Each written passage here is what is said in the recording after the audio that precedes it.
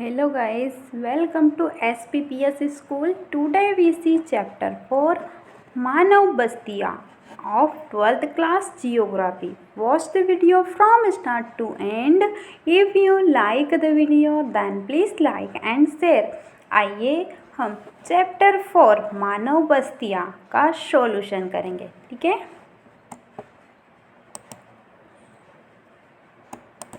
Question answer देखेंगे. निम्नलिखित प्रश्नों के उत्तर लगभग 30 शब्दों में दे. ठीक है, हमें यहाँ पर निम्न प्रश्नों के उत्तर 30 शब्दों में देना है. ठीक है, क्वेश्चन नंबर फर्स्ट देखेंगे. गैरिसन नगर क्या होते हैं? गैरिसन नगर क्या होते हैं, उनका क्या प्रकार्य होता है? ठीक है, इसका आंसर देखेंगे.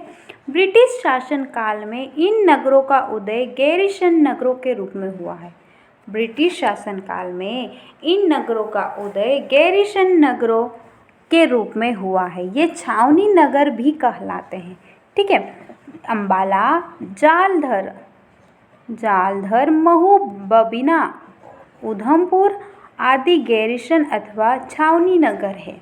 ठीक है, अंबाला, जालधर, महू, बबीना, उधमपुर अथवा गैरिसन आदि गैरिसन अथवा छावनी नगर है. ठीक है, नेक्स्ट क्वेश्चन देखेंगे. किसी नगरीय संकुल की पहचान किस प्रकार की जा सकती है? क्वेश्चन क्या है? किसी नगरीय संकुल की पहचान किस तरह की जा सकती है? ठीक है, इसका आंसर देखेंगे. 5 लाख से अधिक जनसंख्या, उच्चतम जनघनत्व तथा उसका बड़ा भाग द्वितीयक व तृतीयक उच्च स्तरीय व्यावसायिक, प्रशासकीय, प्रबंधकीय सेवाओं, आर्थिक गतिविधियों में संलग्न होने से किसी नगरीय संकुल की पहचान आसानी से की जा सकती है. ठीक है, 5 लाख से अधिक जनसंख्या, उच्चतम जनघनत्व तथा उसका बड़ा भाग द्वितीयक व तृतीयक उच्च स्तरीय व्यावसायिक, प्रशासकीय, प्रबंधकीय सेवाओं, आर्थिक गतिविधियों में संलग्न होने से किसी नगरीय संकुलन की पहचान आसानी से की जा सकती है. ठीक है, नेक्स्ट क्वेश्चन देखेंगे. मरुस्थलीय प्रदेशों में गांवों के अवस्थिति के कौन से मुख्य कारक होते हैं? ठीक है, इसका आंसर देखेंगे.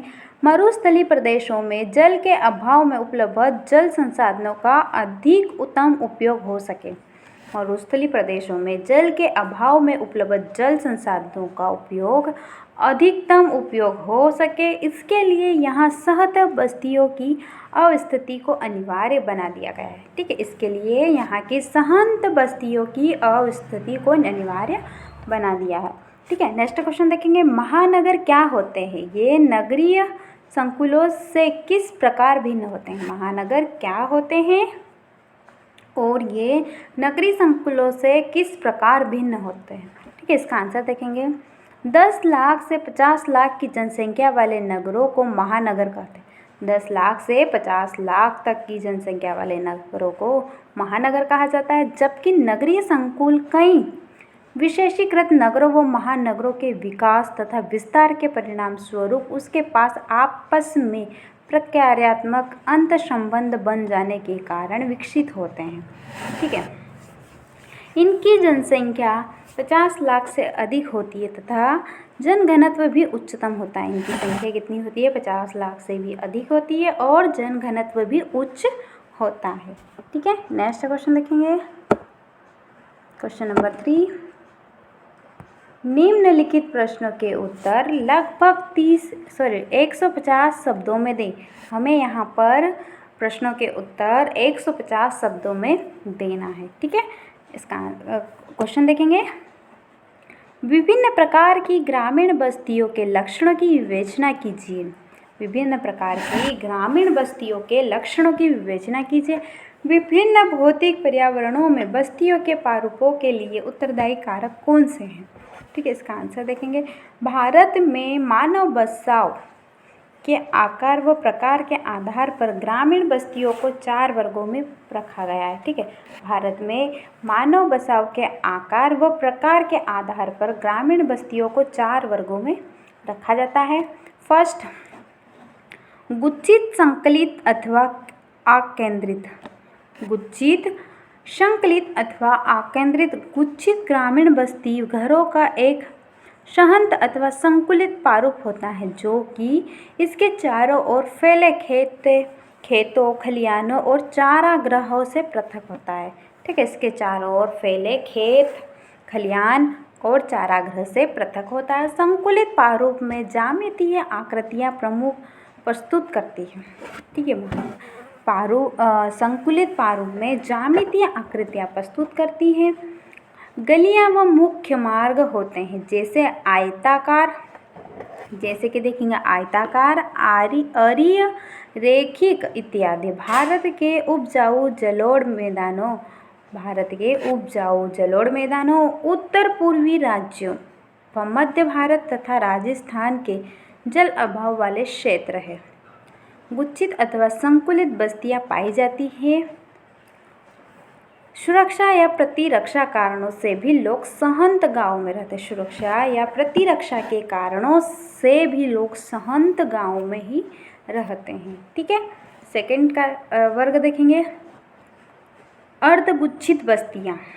अर्धगुच्छित बस्तियां प्रायः किसी बड़े गांव के विखंडन का परिणाम होती है। अर्धगुच्छित बस्तियां जो होती है वो किसी बड़े गांव के विखंडन का परिणाम होती है। इसमें ग्रामीण समाज का कोई वर्ग स्वेच्छा से अथवा बलपूर्वक मुख्य गुच्छ अथवा गांव से अलग थोड़ी दूर पर रहने लगता है। ग्रामीण समाज का कोई वर्ग स्वेच्छा से अथवा बलपूर्वक मुख्य गुच्छ अथवा गांव से अलग थोड़ी दूर पर रहने लगता है। गांव के केंद्रीय भाग पर प्रभावशाली लोग काबिज रहते हैं। ऐसी बस्तियां गुजरात के मैदान तथा राजस्थान के कुछ भागों में पाई जाती है। ठीक है, ऐसी बस्तियां गुजरात के मैदान तथा राजस्थान के कुछ भागों में पाई जाती है। ठीक है, नेक्स्ट देखेंगे पल्ली बस्तियां।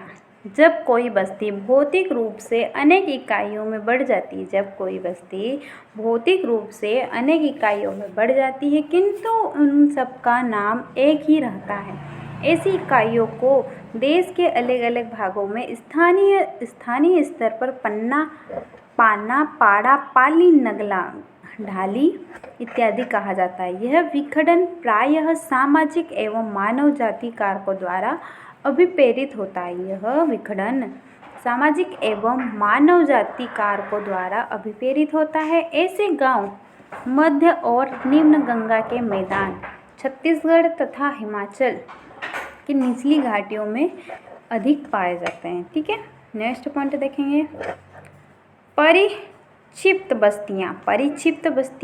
परिक्षिप्त अथवा एकांकी बस्ती प्रारूप भारत के मेघालय, उत्तरांचल, हिमाचल प्रदेश तथा केरल के अनेक भागों में छोटी पहाड़ियों की छालों पर, जंगलों में तथा भूभाग की अत्यधिक विखंडित प्रकृति वाले स्थानों पर देखने को मिलती है। ग्रामीण बस्तियों के विभिन्न प्रकार के लिए अनेक कारक उत्तरदायी होते हैं।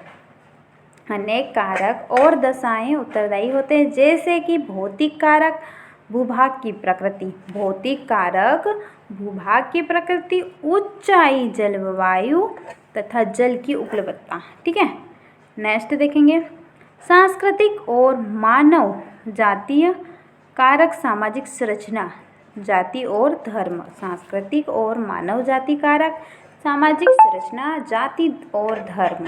ठीक है, नेक्स्ट पॉइंट देखेंगे सुरक्षा संबंधी कारक, चोरियों और डकैतियों से सुरक्षा। चोरियों और डकैतियों से सुरक्षा। ठीक है, नेक्स्ट क्वेश्चन, क्या एक प्रकार्य वाले नगर की कल्पना की जा सकती है? नगर बहुप्रकार्यात्मक क्यों हो जाते हैं? नगर बहुप्रकारात्मक क्यों हो जाते हैं? ठीक है, इसका आंसर देखेंगे। नगर अपने प्रकार्यों में स्थिर नहीं है। उनके गतिशील स्वभाव के कारण विशेषीकृत नगरों के प्रकार्यों में परिवर्तन हो जाता है। नगर अपने प्रकार्यों में स्थिर नहीं है। उनके गतिशील स्वभाव के कारण विशेषीकृत नगरों के प्रकार्यों में परिवर्तन हो जाता है तथा वे लोगों को अनेक सेवाएं प्रदान करने वाली आर्थिक नोड के रूप में कार्य करते हैं। ठीक है, लोगों को अनेक सेवाएं प्रदान करने वाले आर्थिक नोड के रूप में कार्य करते हैं। अतः वर्तमान समय में एक प्रकार वाले नगर की कल्पना नहीं की जा सकती है। तेजी से बढ़ती जनसंख्या व लोगों की इच्छाओं व आकांक्षाओं को संतुष्ट करने में महत्वपूर्ण भूमिका निभाने वाले नगरों को महानगर तथा उनके बाद मेगा नगर बनने में अधिक समय नहीं लगता है। ठीक है, लोगों की इच्छाओं व आकांक्षाओं को संतुष्ट करने में महत्वपूर्ण भूमिका निभाने वाले नगरों और महानगरों तथा उनके बाद मेगा नगर बनने में अधिक समय नहीं लगता है। 20वीं शताब्दी के दौरान भारत में नगरीय जनसंख्या 11 गुना बढ़ी है। भारत की 60% नगरीय जनसंख्या प्रथम श्रेणी के नगरों में रहती है। भारत की 60% नगरीय जनसंख्या प्रथम श्रेणी के नगरों में रहती है तथा कुल नगरीय जनसंख्या का प्रतिशत 21% भारत के 6 मेगा नगरों में निवास करती है। लोगों की आवश्यकता बढ़ने पर विशेषीकृत नगर भी महानगर तथा उसके बाद मेगा नगर बनने पर बहुप्रकारात्मक बन जाते हैं। लोगों की आवश्यकता बढ़ने पर विशेषीकृत नगर भी महानगर तथा उनके बाद मेगा नगर बनने पर बहुप्रकारात्मक बन जाते हैं, जहां उद्योग, वाणिज्य, व्यवसाय, प्रशासन, परिवहन तथा अन्य प्रकार की उच्च स्तरीय सेवाएं महत्वपूर्ण हो जाती है। प्रकार्य इतने अंतर्ग्रथित हो जाते हैं कि नगर को किसी विशेष प्रकार्य वर्ग में वर्गीकृत नहीं किया जा सकता है। ठीक है, बल्कि नगर के क्षेत्र विशेष किसी विशेष प्रकार के लिए जाने लगते हैं। जैसे दिल्ली में नेहरू प्लेस कंप्यूटर के लिए, भागीरथ प्लेस इलेक्ट्रिकल सामान के लिए, लाजपत राय मार्केट इलेक्ट्रॉनिक्स सामान के लिए तथा गांधीनगर रेडीमेड गारमेंट्स के लिए इत्यादि। ठीक है।